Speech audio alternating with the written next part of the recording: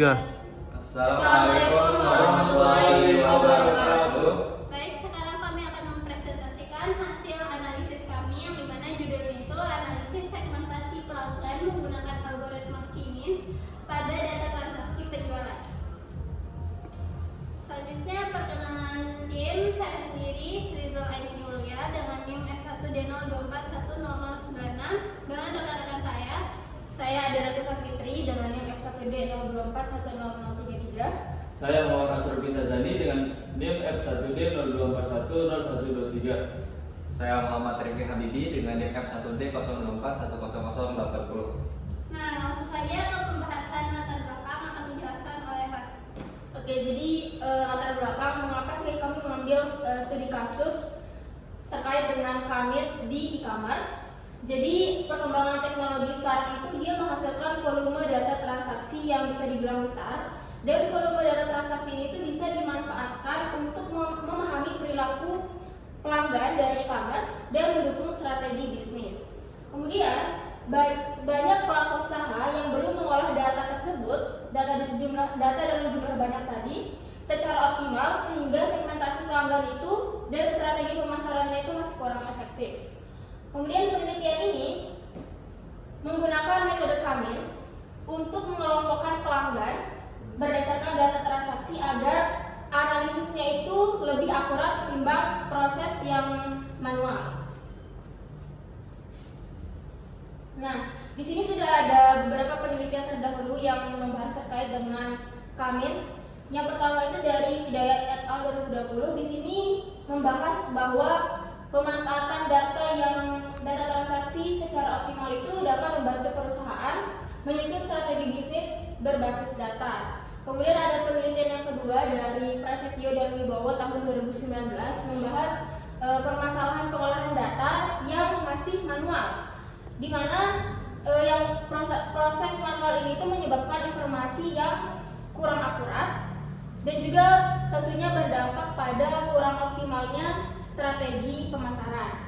Dan yang terakhir itu ada Sari et al. Tahun 2021. Nah, di sini membuktikan bahwa algoritma K-means itu banyak digunakan karena sifatnya yang sederhana dan mudah diimplementasikan, serta tentunya dapat lebih cepat untuk memproses suatu data.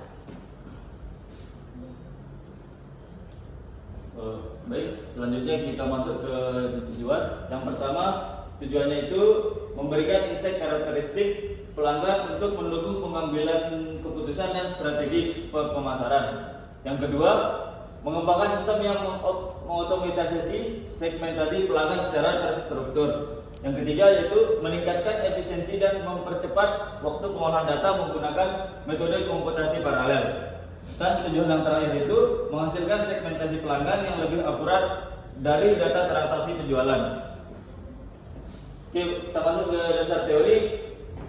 Di sini kita memakai dasar teori ada 3 macam, yaitu yang pertama MPI Message Basic Interface atau standar antarmuka pemrograman aplikasi atau API yang krusial dalam komputasi paralel, terutama pada arsitektur sistem distributed memory di mana setiap node atau prosesor memiliki ruang memori independen.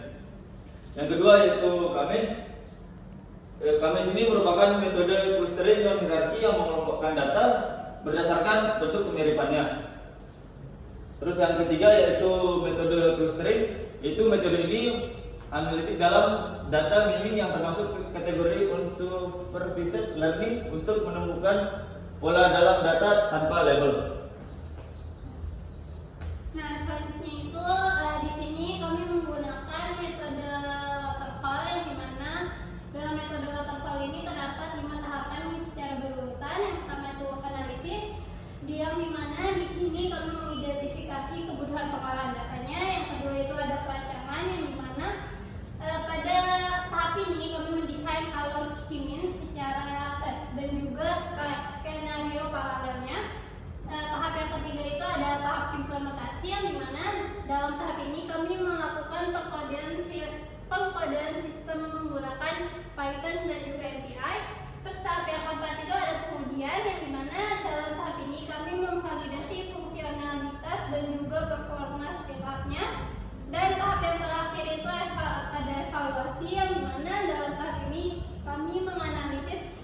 efisiensi dan juga perbaikan sistem. Nah, selanjutnya itu ada algoritma, yang dimana dalam algoritma ini tahap pertama itu sistem akan memilih secara acak jumlah K-data sebagai pusat klaster atau center. Terus yang kedua itu ada menghitung jarak antara setiap data dalam pusat klaster menggunakan metode Euclidean distance, yang dimana perhitungan jarak tersebut dirumuskan dalam rumusan ini dengan keterangan sebagai berikut. Terus tahap yang ketiga itu menempatkan setiap data ke dalam klaster yang memiliki jarak terdekat terhadap pusat klaster. Yang kelima itu ada menentukan kembali pusat klaster atau center tadi berdasarkan rata-rata data yang telah masuk ke dalam masing-masing klaster. Yang terakhir itu pada algoritma ini akan diulangi prosesnya dan juga pembaruan pusat klaster hingga nilai senternya itu tidak mengalami perubahan atau convergence. Oke, selanjutnya pengujian dan pembahasan. Di sini kami pada pengujian ini kami membandingkan antara proses serial dan paralel dengan variasi K-nya itu adalah 3, 5, dan 7.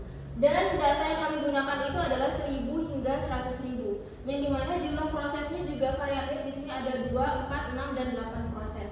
Kemudian pengujiannya itu dibagi menjadi 2. Yang pertama itu terkait dengan analisis pengaruh variasi ukuran data, yang dimana ini akan berdampak pada waktu pemrosesan.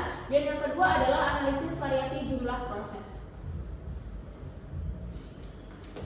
Oke, selanjutnya di sini ada analisis pengaruh variasi ukuran data. Di sini ada tampilan grafik. Yang pertama itu tampilan grafik analisis pengaruh variasi ukuran data dengan K-nya itu sama dengan 3. Nah, di sini di grafik ini tuh waktu komputasinya itu menurun seiring bertambahnya jumlah proses, terutama pada data yang besar. Nah, terus paralelisasi yang efektif untuk data besar ini paralelisasinya itu efektif untuk data besar, tapi belum optimal pada data kecil, yaitu data yang 1000, 5000, dan 10.000 ini. Nah, terus di sini itu dia itu terjadi overhead komunikasi MPI yang masih dominan pada skala data kecil seperti yang sudah saya sebutkan tadi, yaitu 1000 sampai 10.000. Oke, yang selanjutnya di sini itu ada grafik untuk analisis pengaruh variasi ukuran data dengan K sama dengan 5. Nah, di sini beban komputasi yang lebih tinggi, beban komputasinya itu lebih tinggi daripada K yang tadi, yang K sama dengan 3. Akibatnya itu adalah penambahan jumlah klaster. Nah, selanjutnya penambahan proses itu tetap menurunkan waktu komputasi pada data yang besar. Dan yang terakhir itu efisiensi paralelisasi itu mulai berkurang saat proses ditambah melebihi titik optimalnya. Dan selanjutnya yang ini adalah grafik analisis pengaruh variasi ukuran data dengan K sama dengan 7. Di sini beban komputasinya itu meningkat signifikan, paling tinggi itu di antara K yang tadi saya sebutkan, yaitu 3 dan 5. Nah, di sini semakin besar K-nya itu, maka semakin berat komputasi jarak ke sentralnya. Dan yang terakhir, paralelisasi itu tetap memberi manfaat besar pada data besar, namun minim pada data yang kecil. Nah, selanjutnya di sini ada grafik analisis variasi jumlah proses.